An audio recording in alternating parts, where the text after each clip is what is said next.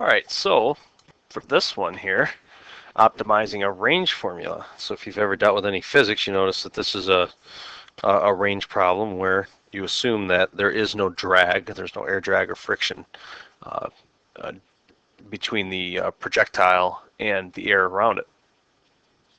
But the range R of a projectile fired with an initial velocity of v aught, as it's read, at an angle theta with the horizontal, is given by that function right there, where g is the acceleration due to gravity.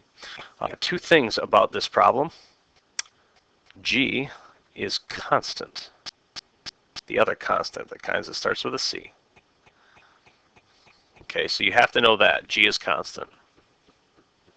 The other thing too, it's just as kind of a knowledge thing. This does not take into account drag or friction as far as if this was a rifle, the friction due to the rifling of the barrel or between the bullet and the barrel itself. And so you got to be kind of very careful with this. Real life is way more complicated than it shows here. So now onto the problem. So we want to find the angle. Okay, so we're really looking for theta. Theta is the angle.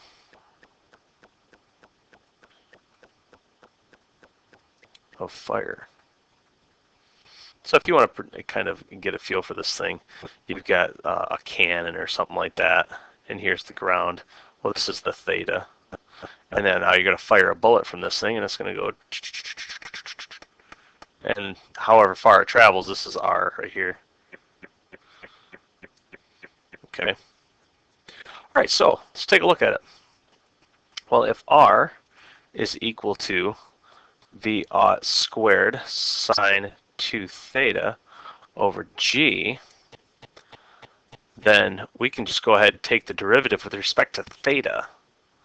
And so everything else, if it's not theta, it's a constant. So dr d theta is equal to, and now you can just pull this v aught squared over g right on out. And so the derivative of sine is cosine of 2 theta. And now times the derivative of what's inside, which is 2. And there we go.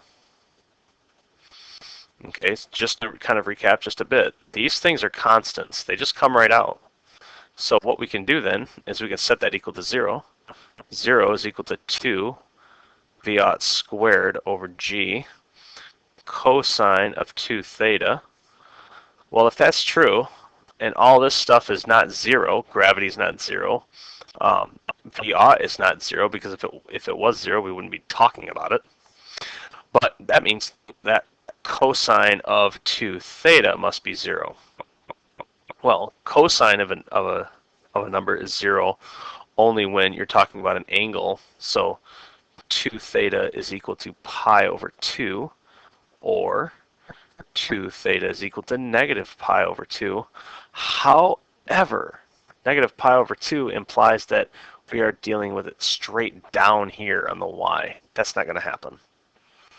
All right, and so we can't have that. Well, in that case here, then we can only choose the positive of that. And so that's going to give us that theta is equal to pi over 4. So that wasn't that bad.